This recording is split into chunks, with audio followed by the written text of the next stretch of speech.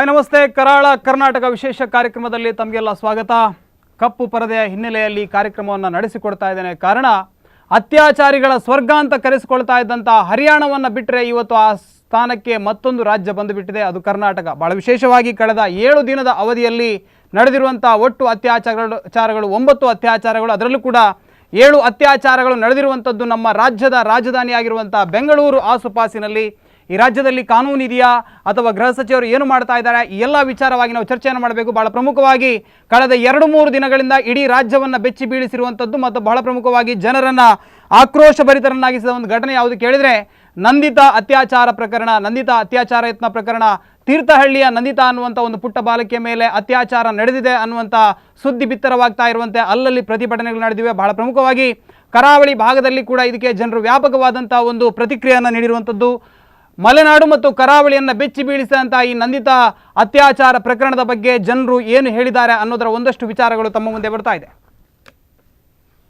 ನಮ್ಮ ಅಂಗಡಿಯಿಂದನೇ ಹೊರಟಿದ್ದಾಳೆ, ಅಲ್ಲಿಂದ ಬಸ್ ಹತ್ತಿ ನಾನೇ ದುಡ್ಡು ಕೊಟ್ಟು ಕಳಿಸ್ತೀನಿ. ಹೋಗಿ ಬಸ್ ಸ್ಟ್ಯಾಂಡಲ್ಲಿ ಇಳಿದು ಮೇನ್ ರೋಡಿಗೆ ಬಂದು ಜೂನಿಯರ್ ಕಾಲೇಜಿಗೆ ಪಾಸ್ ಆಗಲ್ಲಿ ನಿಂತು ಅವಳ ಫ್ರೆಂಡ್ ಒಬ್ಳು ಬರೋಳಿದ್ಲು, ಕಾಯ್ತಾ ನಿಂತಿದ್ಲು.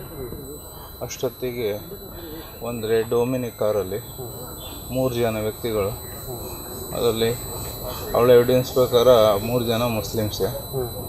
ಆದರೆ ಅದ್ರಲ್ಲಿ ಒಂದು ವ್ಯಕ್ತಿ ಅವಳಿಗೆ ಪರಿಚಯ ಇತ್ತಂತೆ, ಅಲ್ಲೇ ಊರ ಮನೆಗೆ ಬಂದು ಹೋಗೋ ವ್ಯಕ್ತಿ ಅಂತ.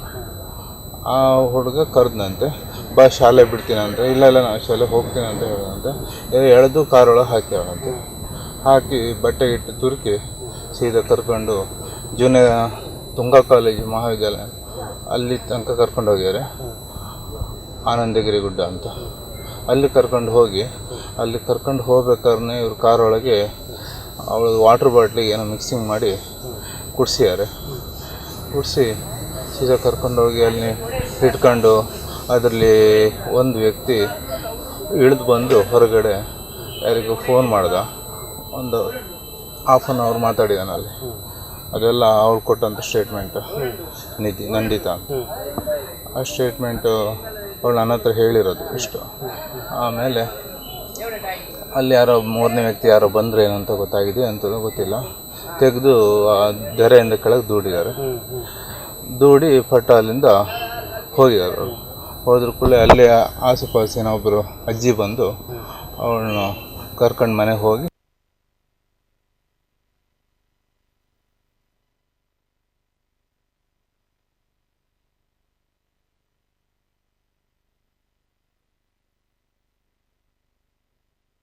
ಆದರೆ ಭಾರತದ ಗತಿ ಅಂತ, ನಮ್ಮ ಸನಾತನ ಸಂಸ್ಕೃತಿಯ ದೇಶ ನಮ್ಮದು. ಹೀಗಾದರೆ ಗತಿ ಅಂತ ಮಹಾಭಾರತದಿಂದ ಮಹಾಭಾರತ ಕಾಲ ಎಷ್ಟು ಶ್ರೇಷ್ಠವಾದ ದೇಶ ನಮ್ಮದು, ಈಗ ಗತಿ ಅಂತ ಆಗಿದೆ. ಭಾರತದಲ್ಲಿ ಅಷ್ಟು ಗಟ್ಟಿ ಸರ್ಕಾರ ಇದ್ದರೆ ಹೀಗೆ ಈ ಥರ ಅನಿಷ್ಟ ಕೆಲಸಗಳಾಗ್ತಾ ಉಂಟು. ಇದು ಆಗೋದು ಯಾಕಂತ ಗೊತ್ತಿಲ್ಲ. ಇದನ್ನು ಸರ್ಕಾರ ಗಮನಿಸಲೇಬೇಕು. ಅದು ತುಂಬ ಮುಖ್ಯವಾದ ವಿಷಯ. ಇದು ಕಂಟಿನ್ಯೂ ಆದರೆ ಭಾರತಕ್ಕೆ ತುಂಬ ಕಷ್ಟ ಇದೆ. ಇದು ಆದಷ್ಟು ಬೇಗ ಈಗ ಭಾರತದಲ್ಲಿ ಯುವಜನ ಸಂಖ್ಯೆ ಜಾಸ್ತಿ ಇದೆ, ಇದನ್ನು ತಡೆಗಟ್ಟಲೇಬೇಕು. ಒಬ್ಬನಿಗೆ ಪನಿಷ್ಮೆಂಟ್ ಕೊಡೋದ್ರಿಂದ 100 ಜನ ಸುಧಾರಿಸ್ಕೊಳ್ತಾರೆ, ಒಬ್ಬನಿಗೆ ಹಿಂಸೆ ಕೊಡೋದ್ರಿಂದ 100 ಜನ ಸುಧಾರಿಸ್ಕೊಳ್ತಾರೆ. ಅದರಿಂದ ಯಾರು ಮಾಡ್ತಾರೆ ಅವ್ರನ್ನ ಪಾಯಿಂಟ್ ಔಟ್ ಮಾಡಿ ಅವರಿಗೆ ಪನಿಷ್ಮೆಂಟ್ ಕೊಡಲೇಬೇಕು. ಅದರಿಂದ 100 ಜನ ಭಾರತದ ಯುವಕರ ಉದ್ಧಾರ ಆಗ್ತದೆ ಅಂತ ಹೇಳಕ್ಕೆ ಇಷ್ಟಪಡ್ತೀನಿ.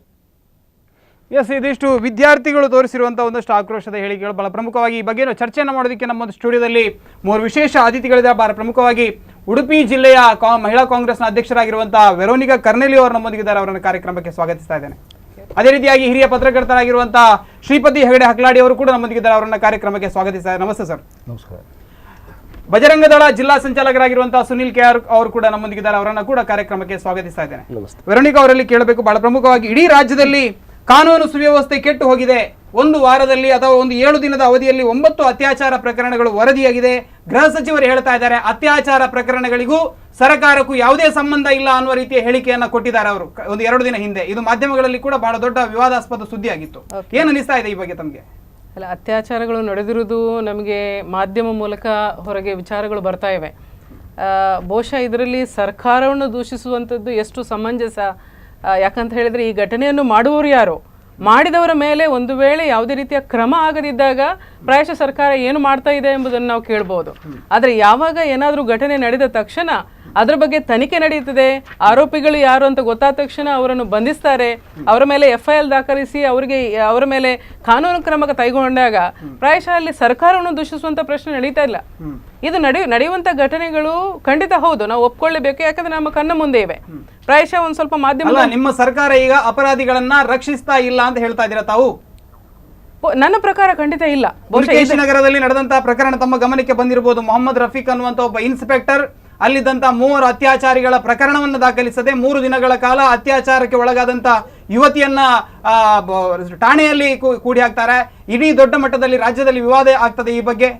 ಹಾಗಾದ್ರೆ ತಾವು ಹೇಳ್ತಾ ಇದ್ರಿ ತಮ್ಮ ಒಂದು ವರ್ಗವನ್ನ ಓಲೈಸುವುದಕ್ಕಾಗಿ ತಾವು ಒಂದಷ್ಟು ಜನರನ್ನ ರಕ್ಷಿಸುವಂತ ಪ್ರಯತ್ನವನ್ನ ಮಾಡ್ತಾ ಇದ್ದೀರಿ. ಬಹುಶಃ ಒಂದು ವೇಳೆ ಆ ಅಧಿಕಾರಿ ತಪ್ಪು ಮಾಡಿದ್ದಿದ್ರೆ ಅವರ ಬಗ್ಗೆನೂ ಖಂಡಿತ ಕ್ರಮವನ್ನು ತಗೊಂಡಿದ್ದಾರೆ. ಅಮಾನತು ಮಾಡಿದ್ದಾರೆ, ಇವತ್ತಿನವರೆಗೆ ಬಂಧನ ಆಗಲಿಲ್ಲ, 3 ತಿಂಗಳು ಕಳೆಯಿತು. ಒಂದು ವೇಳೆ ಅದು ಆದದಿದ್ರೆ ತಪ್ಪು, ಅದನ್ನ ನಾನು ಖಂಡಿಸ್ತೇನೆ. ಯಾಕಂದ್ರೆ ಯಾವುದೇ ಸರ್ಕಾರ ಇರಲಿ, ನಮ್ಮ ಸರ್ಕಾರ ಇರಲಿ ಅಥವಾ ಇನ್ನು ಬೇರೆ ಯಾವುದೇ ಸರ್ಕಾರ ಇರಲಿ, ಒಂದು ವೇಳೆ ಇಂಥ ಘಟನೆಗಳು ನಡೆದಾಗ ಕ್ರಮವನ್ನು ತೆಕ್ಕೊಳ್ಳೋದಿದ್ರೆ ಅದು ತಪ್ಪು. ಇಲ್ಲಿ ಪ್ರಶ್ನೆ ಒಂದು ಕೋಮು ಅಥವಾ ಒಂದು ಜಾತಿ ಎಂಬ ಖಂಡಿತ ಪ್ರಶ್ನೆ ಬರೋದಿಲ್ಲ. ಇದೊಂದು ಸಾಮಾಜಿಕ ಪಿಡುಗು. ಇದು ಯಾರೇ ಮಾಡಿದ್ದಿದ್ರು ಕೂಡ ಅದು ತಪ್ಪು, ಅದನ್ನು ಖಂಡಿತವಾಗಿ ನಾವು ಖಂಡಿಸಲೇಬೇಕು. ಅದರ ವಿರುದ್ಧ ತನಿಖೆ ನಡೆಯಲೇಬೇಕು, ಕ್ರಮ ಆಗಲೇಬೇಕು. ಬಹುಶಃ ಇದನ್ನು ನಾವು ಕೂಡ ಹೇಳ್ಕೊಳ್ಳೋರು. ಬಹುಶಃ ಯಾರು ಕೂಡ ಯಾವುದೇ ಸರ್ಕಾರ ಬರಲಿ, ಏನು ಅನ್ಯಾಯ ನಡೀತಾ ಇದೆ ಅದನ್ನು ಸರಿ ಅಂದ್ಕೊಂಡು ಬಿಂಬಿಸುವಂತ ಒಂದು ಪ್ರವೃತ್ತಿ ಸರಿಯಲ್ಲ ಅಂದ್ಕೊಂಡು ನನ್ನ ಭಾವ. ಮಕ್ಕಳವರು ಏನ್ ಹೇಳ್ತೀರಿ, ಇದರಲ್ಲಿ ಸರ್ಕಾರದ ಪಾತ್ರ ಇಲ್ವಾ? ಸರ್ಕಾರ ಇದನ್ನ ಒಂದು ಪ್ರಬಲವಾದ ಕಾನೂನುಗಳ ಮೂಲಕ ಅಥವಾ ಪ್ರಬಲವಾದ ಕಾನೂನಿನ ಕೈಯಿಂದ ಇದನ್ನು ತಡೆಗಟ್ಟೋದಕ್ಕೆ ಸಾಧ್ಯ ಇಲ್ಲ ಅಂತ ಹೇಳ್ತಾರೆ ತಾವಾಗಂದ್ರೆ? ಯಾವುದೇ ಸರ್ಕಾರ ಇರಲಿ, ಇಂಥ ಘಟನೆ ನಡೆದಾಗ ಸರ್ಕಾರ ನೇರವಾಗಿ ಹೋಗಿ ಮಾಡ್ಲಿಕ್ಕೆ ಆಗೋದಿಲ್ಲ ಕೆಲಸಗಳನ್ನು. ಅದಕ್ಕಾದ ಬೇರೆ ಬೇರೆ ವ್ಯವಸ್ಥೆಗಳಿದೆ. ಇವಾಗ ನೀವು ಪ್ರಸ್ತಾಪ ಮಾಡಿದ್ರಿ ಶಿವಾಜಿನಗರದಲ್ಲಿ ಆಗಿರ್ತಕ್ಕಂಥ ಘಟನೆ. ಇವಾಗ ಆತನ ಆತನ ತಕ್ಷಣವಾಗಿ ಸರ್ಕಾರ ಅವರನ್ನ ಅಮಾನತು ಮಾಡಿದೆ. ಆತನನ್ನು ಅರೆಸ್ಟ್ ಮಾಡಬೇಕು ಅಥವಾ ಏನು ಮಾಡಬೇಕು ಅಂತ ಹೇಳಿದ್ರೆ ತನಿಖೆ ಆಗಬೇಕು, ಅವನ ಅಪರಾಧ ಗೊತ್ತಾಗಬೇಕಾಗ್ತದೆ.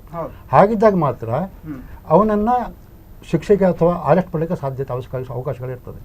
ಮತ್ತು ಸರ್ಕಾರಕ್ಕೂ ಸಹಿತ ಸರ್ಕಾರನೇ ಇಂಥದ್ರಲ್ಲಿ ಮಾಡಿ ಅಂತ ಯಾರು ಹೇಳಿದ್ರೆ, ಯಾವುದೇ ಸರ್ಕಾರ ಇರಲಿ ಇಂಥದ್ರಲ್ಲಿ ಮಾಡಿ ಅಂತ ಯಾರಿಗೂ ಹೇಳ್ತಾ ಇಲ್ಲ. ಈ ಘಟನೆಗಳು ಯಾಕೆ ಆಗ್ತಾ ಇದೆ? ಇವಾಗ ಕಾಂಗ್ರೆಸ್ ಸರ್ಕಾರ ಇರಲಿ, BJP ಸರ್ಕಾರ ಇರಲಿ, ದೆಹಲಿ ಕೇಂದ್ರದಲ್ಲಿ BJP ಸರ್ಕಾರ ಇದೆ, ರಾಜ್ಯದಲ್ಲಿ ಕಾಂಗ್ರೆಸ್ ಸರ್ಕಾರ ಇದೆ. ದೆಹಲಿಯಲ್ಲೂ ಅತ್ಯಾಚಾರ ನಡೀತದೆ, ಇಲ್ಲಿ ರಾಜ್ಯದಲ್ಲೂ ಅತ್ಯಾಚಾರ ನಡೀತದೆ. ಹಾಗೆ ನಡೀತ ತಕ್ಷಣ ಅಥವಾ ಕಾಂಗ್ರೆಸ್ ಪಕ್ಷವೇ ಅದಕ್ಕೆ ಹೊಣೆ, ಅಥವಾ ಅಲ್ಲಿ ಕೇಂದ್ರದಲ್ಲಿರ್ತಕ್ಕಂಥ BJP ಸರ್ಕಾರನ ಹೊಣೆ ಅಂತ ಹೇಳಲಿಕ್ಕಾಗೋದಿಲ್ಲ. ಈ ಘಟನೆಗಳು ಹಿಂದೂ ಇತ್ತು, ಇವಾಗಲೂ ನಡೀತಾ ಇದೆ. ನಿಮಗೆ ಸಣ್ಣ ಉದಾಹರಣೆ ಕೊಡಬೇಕು ಅಂತಂದರೆ, ಕಳೆದ ವರ್ಷ ನಿರ್ಭಯ ಘಟನೆ ನಂತರ ಈ ಅತ್ಯಾಚಾರ ಪ್ರಕರಣಗಳು ಹೆಚ್ಚು ಹೊರಗಡೆ ಬರ್ತಾ ಇದೆ. ಕಂಪ್ಲೇಂಟ್ ಕೊಡಲಿಕ್ಕೆ, ದೂರು ಕೊಡಲಿಕ್ಕೆ ದಾಖಲೆ ಬರ್ತಾ ಇದ್ದಾರೆ. ಹಾಗಿದ್ರೆ ಹಿಂದೆ ನಡೀತಿರ್ಲಿಲ್ಲ ಅಂತ ನಡೀತಾ ಇತ್ತು, ಆದರೆ ಯಾರೂ ಸಹಿತ ಮರ್ಯಾದೆಗಂಜಿ ದೂರು ಕೊಡಲಿಕ್ಕೆ ಬರ್ತಾ ಇರಲಿಲ್ಲ. ಈ ಘಟನೆ ನಂತರ ಮಹಿಳೆಯರು ಸ್ವಲ್ಪ ಎಚ್ಚೆತ್ತುಕೊಂಡಿದ್ದಾರೆ, ಜಾಗೃತರಾಗಿದ್ದಾರೆ, ಪ್ರತಿಭಟಿಸ್ತಾ ಇದ್ದಾರೆ. ಹಾಗೆ ಎಲ್ಲವೂ ಸಹಿತ ಅತ್ಯಾಚಾರ ಘಟನೆಗಳು ಅಲ್ಲ, ಕೆಲವೊಂದು ಅತ್ಯಾಚಾರ ಘಟನೆಗಳನ್ನು ಫಾಲ್ಸ್ ಕೇಸ್ಗಳು ಸಹಿತ ಇದೆ. ಹಾಗಾಗಿ ಇವಾಗ ಅತ್ಯಾಚಾರ ಮಾಡಿದೆ ಅಂತ ಗೊತ್ತಾದ ತಕ್ಷಣ ಕ್ರಮ ತಗೊಳ್ಳಿಕ್ಕಾಗೋದಿಲ್ಲ, ಅದಕ್ಕೆ ವರದಿಗಳು ಬರಬೇಕು, ಆದ ನಂತರ ಕ್ರಮ ತಗೊಳ್ಳಿಕ್ಕಾಗ್ತದೆ. ಮತ್ತು ಇನ್ನು ಈ ವಿಷಯ ಏನಂತಂದರೆ, ಇವತ್ತಿನ ವ್ಯವಸ್ಥೆಗಳು ಅಲ್ಲ, ಈ ವರದಿ ಬರಬೇಕು, ಆನಂತರ ಕ್ರಮವನ್ನು ಕೈಗೊಳ್ಳುತ್ತೇವೆ ಅನ್ನುವಂತ ಮನಸ್ಥಿತಿ ಏನಿದೆ ಅಥವಾ ವ್ಯವಸ್ಥೆ ಏನಿದೆ, ಇದರಲ್ಲಿ ಬದಲಾವಣೆ ಆಗಬೇಕು ಬೇಡವೋ? ಅತ್ಯಾಚಾರ ಅನ್ನುವಂಥದ್ದು ಇವತ್ತು ಬಹಳ ದೊಡ್ಡ ಪಿಡುಗಾಗಿದೆ. ಇದನ್ನಪ್ಪ ತಡೆಗಟ್ಟಬೇಕಿದ್ರೆ ನಾವು ಆ ವರದಿ ಬರುವವರೆಗೆ ಕಾಯಬೇಕು. ಅಲ್ಲ, ಅದಕ್ಕೆ ನಾನು ಹೇಳ್ತಾ ಇರೋದು, ಇವಾಗ ಅಪರಾಧಿಗಳು ಅಪರಾಧ ಮಾಡದಿದ್ದ ಹಾಗೆ ಮಾಡಬೇಕಿದ್ರೆ ಕಾನೂನಿನ ಭಯ ಬೇಕಾಗ್ತದೆ. ಇವಾಗ ವ್ಯವಸ್ಥೆ ಏನಿದೆ ನಮ್ಮಲ್ಲಿ ನೋಡಿ, ನಿರ್ಭಯ ಪ್ರಕರಣನೇ ಇರ್ಬೋದು, ನಾವು 1 ವರ್ಷಗಟ್ಟಲೆ ಕಾಯಬೇಕಾಯಿತು. ಇವತ್ತು ನಮ್ಮ ದಕ್ಷಿಣ ಕನ್ನಡದಲ್ಲಿ ಮತ್ತು ಉಡುಪಿಯಲ್ಲಿ ನಡೆಯತಕ್ಕಂಥ ಘಟನೆಗಳು ತುಂಬ ಘಟನೆಗಳಿದೆ. ಇವತ್ತು ಹಲವಾರು ವರ್ಷಗಳಿಂದ ಸಹಿತ ಅದು ಏನಾಯಿತು ಅಂತ ಗೊತ್ತಿಲ್ಲ, ಈ ಕೆಲವು ಮರೆತು ಬಿಟ್ಟಿದ್ದಾರೆ. ಹಾಗಾಗಿ ಈ ವ್ಯವಸ್ಥೆ ಅಡಿಯನ್ನು ಶೀಘ್ರ ತೀರ್ಮಾನ ಸಿಗುವಂಥ ವ್ಯವಸ್ಥೆ ಆಗಬೇಕು. ಇವಾಗ ಅಟ್ಲೀಸ್ಟ್ ಇಂಥ ಘಟನೆ ನಡೆದಾಗ 3 ತಿಂಗಳು 6 ತಿಂಗಳು ಒಳಗಡೆಯಾಗಿ ಇದಕ್ಕೆ ಏನು ಆಗಿದೆ ತನಿಖೆ ಸಂಪೂರ್ಣವಾಗಿ ಅಪರಾಧ ಮಾಡಿದರೆ ಅದಕ್ಕೆ ಖಂಡಿತ ಶಿಕ್ಷೆ ಆಗಬೇಕು. ಇವಾಗ ಅಪರಾಧಿಗೆ ಶಿಕ್ಷೆ ಆಗ್ತದೆ ಅಂತ ಗ್ಯಾರಂಟಿ ಆದರೆ ಆತ ಅಪರಾಧ ಮಾಡೋದಿಲ್ಲ. ಇವಾಗ ನಮ್ಮಲ್ಲಿ ಏನಾಗಿದೆ ಅಂತಂದರೆ, ಕಾನೂನಿನ ಬಗ್ಗೆ ಭಯ ಇಲ್ಲ. ಕಾನೂನಿನ ಬಗ್ಗೆ ಭಯ ಹುಟ್ಟಿಸ್ಬೇಕಿದ್ರೆ ಶಿಕ್ಷೆಗಳು ಕಠಿಣವಾಗಬೇಕಾಗುತ್ತೆ. ಶಿಕ್ಷೆ ಆಗ್ತದೆ, ಇಲ್ಲ ನಾನು ಕಾನೂನಿನ ತಪ್ಪಿಸ್ಕೊಳ್ಳಿಕ್ಕೆ ಸಾಧ್ಯನೇ ಇಲ್ಲ. ಅಲ್ಲ, ಮಾಡಿದ್ರಲ್ಲ ಪೋಕ್ಸೋ ಅನ್ನುವಂಥ ಕಾನೂನನ್ನು ಮಾಡಿದ್ರು, ಏನಾಯ್ತು? ಯಾವುದೇ ಬದಲಾವಣೆ ಆಗಲಿಲ್ಲ ಜನರಲ್ಲಿ. ಆದರೂ ಸಹಿತ ಇಲ್ಲಿ ತನಿಖೆಗಳು ಇವಾಗ ನಿರ್ಭಯನಿಗೆ ಆಯಿತು, ಎಲ್ಲರಿಗೂ ಗೊತ್ತಿತ್ತು, ಇಡೀ ಲೋಕನೇ ಹೇಳ್ತು ಹೀಗಾಗಿದೆ, ಅತ್ಯಾಚಾರ ಆಗಿದೆ, ಎಲ್ಲರಿಗೂ ವಿಷಯ ಗೊತ್ತಿರ್ತಕ್ಕಂಥದ್ದು. ಮರಣ ಸತ್ತೋಗಿದ್ದಾಳೆ ಅವಳು ಅಂತ ಸ್ಟೇಟ್ಮೆಂಟ್ ಸಹಿತ ಕೊಟ್ಟಿದ್ದಾಳೆ. ಆದರೆ ನಮ್ಮ ಕೆಲವು ಪ್ರೊಸೆಸ್ ಇದೆಯಲ್ಲ, ಅದನ್ನು ಕಂಪ್ಲೀಟ್ ಮಾಡಬೇಕು. ಇವತ್ತು ಕಾನೂನು ಏನು ಹೇಳ್ತದೆ, 100 ಜನ ಅಪರಾಧಿಗಳು ತಪ್ಪಿರೋ ತೊಂದರೆ ಇಲ್ಲ, ಒಬ್ಬ ನಿರಪರಾಧಿಗೆ ಶಿಕ್ಷೆ ಆಗಬಾರ್ದು ಅಂತ ಅಲ್ವಾ? ಹಾಗಾಗಿ ಇದನ್ನು ತ್ವರಿತವಾಗಿ ವಿಲೇವಾರಿ ಮಾಡ್ತಕ್ಕಂಥ ಒಂದು ವ್ಯವಸ್ಥೆ ಆದಾಗ ಒಬ್ಬ ಅತ್ಯಾಚಾರಿ ಇಲ್ಲ 3 ತಿಂಗಳು 6 ತಿಂಗಳಲ್ಲಿ ನಾನು ಗೊತ್ತಾಗ್ತದೆ ತಪ್ಪಿಸೋಳಿ ಸಾಧ್ಯನೇ ಇಲ್ಲ ಅಂತ ಹೇಳ್ತಕ್ಕಂಥ ಮನೋಭಾವ ಬಂದಾಗ ಇದು ಆಟೋಮೆಟಿಕ್ಕಾಗಿ ಖಂಡಿತ ಕಡಿಮೆ ಮಾಡಲಿಕ್ಕೆ ಸಾಧ್ಯ ಇದೆ. ಮತ್ತು ಇವಾಗಲೇ ಅತ್ಯಾಚಾರ ಘಟನೆಗಳು ಜಾಸ್ತಿ ನಡೀತದೆ ಅಂತಲ್ಲ, ಇವಾಗ ಅದು ಬೆಳಕಿಗೆ ಹೆಚ್ಚಿಗೆ ಬರ್ತಾ ಇದೆ. ಸುನಿಲ್ ಕೆ ಆರ್ ಅವರು ತಮ್ಮಲ್ಲಿ ಕೇಳಬೇಕು, ನಾನು ಬಹಳ ಪ್ರಮುಖವಾಗಿ ಅಕ್ಟೋಬರ್ 2ನೇ ತಾರೀಕಿನಂದು ಪ್ರಹ್ಲಾದ್ ಜೋಶಿ ಅವರು ಸೋನಿಯಾ ಗಾಂಧಿಗೆ ಪತ್ರ ಬರೀತಾರೆ. ರಾಜ್ಯದಲ್ಲಿರುವಂತಹ ಗೃಹ ಸಚಿವರು ಸರಿಯಾಗಿ ಕೆಲಸ ಮಾಡ್ತಾ ಇಲ್ಲ, ಕಾನೂನು ಸುವ್ಯವಸ್ಥೆ ಅನ್ನುವಂಥದ್ದು ಸಂಪೂರ್ಣವಾಗಿ ಹಾಳಾಗಿ ಹೋಗಿದೆ ಅಂತ ಹೇಳ್ತಾರೆ. ಈ ಭಾಗದ ಸಂಸದೆ ಶೋಭಾ ಕರಂದ್ಲಾಜೆ ಅವರು ಹೇಳ್ತಾರೆ, ರಾಜ್ಯದಲ್ಲಿರುವಂತಹ ಗೃಹ ಸಚಿವರು ನಾಲಾಯಕ್, ಅವರೊಬ್ಬ ಬಿಸ್ನೆಸ್ ಮ್ಯಾನ್, ಅವರನ್ನು ಸುಮ್ಮನೆ ತಂದು ಕೂತ್ಕೊಳಿಸಿದ್ದಾರೆ ಅಂತ ಹೇಳ್ತಾರೆ. ಇದಕ್ಕೆ ಬೆಂಬಲವಾಗಿ ತಮ್ಮ ಸಂಘಟನೆ ಕೂಡ ಇವತ್ತು ಹೇಳ್ತಾ ಇದೆ, ಜಾರ್ಜ್ ಅವರ ರಾಜೀನಾಮೆಯನ್ನು ಕೇಳ್ತಾ ಇದ್ದೀರಿ. ಯಾವ ಕಾರಣಕ್ಕಾಗಿ ನಿಮ್ಗೆ ಅನಿಸ್ತಾ ಇದೆಯಾ ಗೃಹ ಸಚಿವರು ಸರಿಯಾಗಿ ಕೆಲಸ ಮಾಡ್ತಾ ಇಲ್ಲ ಅಂತ? ಯಾಕೆ ಅನಿಸ್ತಾ ಇದೆ? ಖಂಡಿತವಾಗಿ ಗೃಹ ಸಚಿವರು ಖಂಡಿತವಾಗಿ ಸರಿಯಾಗಿ ಕೆಲಸ ಮಾಡ್ತಾ ಇಲ್ಲ. ಇಲ್ಲಂತ ಹೇಳಿದ್ರೆ ನಂದಿತಾ ಕಾಂಗ್ರೆಸ್ ಪಕ್ಷದವರು ಅನ್ನೋ ಕಾರಣಕ್ಕಾಗಿಯೋ ಅಲ್ಲ, ಕಾಂಗ್ರೆಸ್ ಪಕ್ಷದವರ ಕಾರಣ, ಪಕ್ಷದ ಪ್ರಶ್ನೆ ಅಲ್ಲ, ಇಲ್ಲಿ ಸರ್ಕಾರ ಇದೆ, ಸರ್ಕಾರ ನಡೀತಾ ಇದೆ. ಈಗ ನಂದಿತಾ ಪೂಜಾರಿಯ ಕೇಸ್ ಬಗ್ಗೆ ನಾವು ಮಾತಾಡೋದಾದ್ರೆ, ಇವತ್ತು ಯಾರು ಅವನ ಹೆಸರು ಹೇಳಿದ್ದಾರೆ ಅವರ ಬಗ್ಗೆ ಕೇಸನ್ನು ದಾಖಲಿಸಿ ಕಠಿಣ ಕ್ರಮ ಕೈಗೊಳ್ಳೋದ್ರ ಬಿಟ್ಟು ಅಲ್ಲಿ ಯಾರು ಇದರ ಆಕ್ರೋಶ ಭರಿತರಾಗಿ ಪ್ರತಿಭಟನೆ ಮಾಡಿದ್ದಾರೆ ಅವರನ್ನು ಬಂಧಿಸುವುದನ್ನು ಕಾರ್ಯ ಮಾಡಿದ್ರಿ. ಹಾಗಾಗಿ ಈ ಯಾರು ಅತ್ಯಾಚಾರ ಮಾಡಿದ್ರೆ ಅವರಿಗೆ ಸ್ವಲ್ಪ ಬಲ ಸಿಕ್ಕಿದಂತಾಗಿದೆ, ಅವ್ರಿಗೆ ಬಲ ಬರ್ತದೆ. ಹಾಗೆ ಮಾಡೋದು ಯಾಕಾಗಿ? ನಾವು ಯಾರು ಅತ್ಯಾಚಾರ ಮಾಡ್ತಾರೆ ಅವರನ್ನು ಬಂಧಿಸುವುದನ್ನು ಬಿಟ್ಟು. ತೀರ್ಥಹಳ್ಳಿಯಲ್ಲಿ ನಡೆದಂತಹ ಘಟನೆ, ಬಾಳೆಬೈಲಿನಲ್ಲಿ ನಡೆದಂತಹ ಸಾಮೂಹಿಕ ಸಾರ್ವಜನಿಕರ ಆಸ್ತಿ ಪಾಸ್ತಿ ಧ್ವಂಸವನ್ನು ತಾವು ಸಮರ್ಥನೆ ಮಾಡ್ಕೊಳ್ತೀರಾ? ಇಲ್ಲ, ನಾವು ಸಮರ್ಥನೆ ಮಾಡ್ಕೊಳ್ತಿಲ್ಲ. ಅದು ಒಂದು ಯಾಕೆ ನಡೆಯಿತು ಅದು? ಮತ್ತೆ ನೋಡಿ, ಒಂದು ಚಿಕ್ಕ ಪುಟ್ಟ ಬಾಲಕಿಯನ್ನ ಅತ್ಯಾಚಾರ ಮಾಡುವಾಗ ಮುಂಚೆನೆ ಲಾ ಇದೆ, for every action there is equal and opposite reaction. ಆವಾಗಲೇ ಸಾರ್ವಜನಿಕರು, ನಾಗರಿಕರು, ಒಂದು ಸಮುದಾಯದ ವಿರುದ್ಧ ಅಲ್ಲ, ಸಮುದಾಯ ಅಂತಲ್ಲ, ನಾಗರಿಕರು ಆಗ ರೋಷಗೊಂಡು ಈ ರೀತಿಯ ಕೃತ್ಯ ಅವರಿಗೆ ರೋಷ ಬರ್ತದೆ. ಅವರು ಯಾವ ರೀತಿ ಒಂದು ನಿರ್ದಿಷ್ಟವಾದ ಸಮುದಾಯಕ್ಕೆ ಸಂಬಂಧಪಟ್ಟಂತ ಅತ್ಯಾಚಾರಿಗಳಿದ್ರೆ ಮಾತ್ರ ಯಾಕೆ ನಾಗರಿಕರು ಎಚ್ಚೆತ್ತುಕೊಳ್ತಾರೆ? ಅಲ್ಲ, ನಾಗರಿಕರು ನಿರ್ಭಯ ಕೇಸಲ್ಲಿ ನೀವು ನಾಗರಿಕರು ಒಂದು ಸಮುದಾಯದ ವಿರುದ್ಧ ಹೋರಾಟ ಮಾಡಿದಾರಾ? ಅತ್ಯಾಚಾರದ ವಿರುದ್ಧ ಹೋರಾಟ ಮಾಡಿದ್ದಾರೆ. ಆದ್ರೆ ಇಲ್ಲಿ ಒಂದು ವ್ಯವಸ್ಥಿತ ಷಡ್ಯಂತ್ರ ನಡೀತಾ ಇದೆ. ಕರಾವಳಿ ಇರಬಹುದು, ತೀರ್ಥಹಳ್ಳಿ, ಮಲೆನಾಡು ಭಾಗಗಳಲ್ಲಿ ಒಂದು ವ್ಯವಸ್ಥಿತ ಷಡ್ಯಂತ್ರ, ಹಿಂದೂ ಹುಡುಗಿಯರನ್ನ ಟಾರ್ಗೆಟ್ ಮಾಡಿಕೊಂಡು ಇವರನ್ನ ಲವ್ ಜಿಹಾದ್ ಇರ್ಬೋದು ಅಥವಾ ಸೆಕ್ಸ್ ಜಿಹಾದ್ ಇರ್ಬೋದು, ಇದನ್ನ ಟಾರ್ಗೆಟ್ ಮಾಡಿಕೊಂಡು ಇವರು ನಮ್ಮ ಹಿಂದೂ ಹುಡುಗಿಯರನ್ನ ಒಂದು ಜಿಹಾದ್ ಮೂಲಕ ಹಿಂದೂ ಧರ್ಮವನ್ನು ನಾಶ ಮಾಡಿಸುವಂತ ವ್ಯವಸ್ಥಿತ ಷಡ್ಯಂತ್ರ ಮಾಡಿಕೊಂಡಿದ್ದಾರೆ. ಇಲ್ಲದಿದ್ದಲ್ಲಿ 3 ಮಂದಿ ಹುಡುಗರು ಬಂದು, ಒಬ್ಬ ಮುಸ್ಲಿಂ ಸಮುದಾಯಕ್ಕೆ ಸೇರಿದ ಹುಡುಗರು ಬಂದು ಅವಳನ್ನು ಎತ್ತಿಕೊಂಡು, ಈ ಪುಟ್ಟ ಬಾಲಕಿಯನ್ನು ಎತ್ತಿಕೊಂಡು ಹೋಗಿ ರೇಪ್ ಮಾಡಿ, ಅದು ಅವಳು ಹೇಳಿಕೆಗಳನ್ನು ಕೊಟ್ಟಿದ್ದಾಳೆ.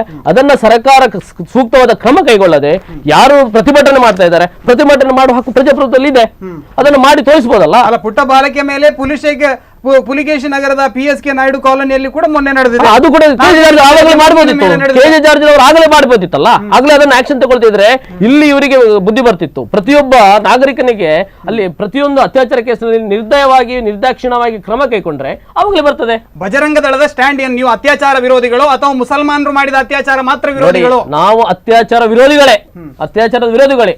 ಆದ್ರೆ ಇಲ್ಲಿ ನಡೀತಾ ಇರುವಂತದ್ದು ವ್ಯವಸ್ಥಿತ ಅತ್ಯಾಚಾರ. 6 ಅತ್ಯಾಚಾರಗಳ ವಿರುದ್ಧ ಯಾಕೆ ಬಜರಂಗ ದಳ ಬೀದಿಗಿಳಿಲಿಲ್ಲ? ಅಲ್ಲ, ಎಲ್ಲಾ ಕಡೆ ಮಾತಾಡಿದೆ, ಎಲ್ಲಾ ಕಡೆ ಯಾವ ಅನ್ಯಾಯ ನಡೀತಾ ಇದೆ, ಈ ದೇಶದ ವಿರುದ್ಧವಾಗಿ, ರಾಷ್ಟ್ರೀಯತೆ ವಿರುದ್ಧವಾಗಿ ಯಾವ್ಯಾವ ಕೆಲಸಗಳು ನಡೀತದೆ ಅದರ ವಿರುದ್ಧ ಎಲ್ಲ ಕಡೆ ಮಾತಾಡಿದೆ. ಸೌಜನ್ಯ ಪ್ರಕರಣದಲ್ಲಿ ಯಾಕೆ ಮಾತಾಡಲಿಲ್ಲ ಬಜರಂಗ ದಳ? ಸೌಜನ್ಯ ಪ್ರಕರಣದಲ್ಲಿ ಬೀದಿಗಿಳಿದು ಹೋರಾಟ ಮಾಡಿದಂತ ಕಾರ್ಯಕರ್ತರು, ಕೆಲವರು ನಮ್ಮ ಕಾರ್ಯಕರ್ತರಿದ್ದಾರೆ, ಅದಕ್ಕೆ ಬೇರೆ ಒಂದು ತಂಡ ಹೋರಾಟ ಮಾಡಿದೆ, ಅದು ಮಾಡ್ತಾ ಇರ್ಬೋದು. ಅದಕ್ಕೆ ನಾವು ಬೆಂಬಲ ಕೊಡುವಂತ ವ್ಯಕ್ತಿಗಳು ಅದರಲ್ಲಿ ನಮ್ಮ ಕಾರ್ಯಕರ್ತರು ಸೇರಿಕೊಂಡಿದ್ದಾರೆ, ಅದು ಇದೆ.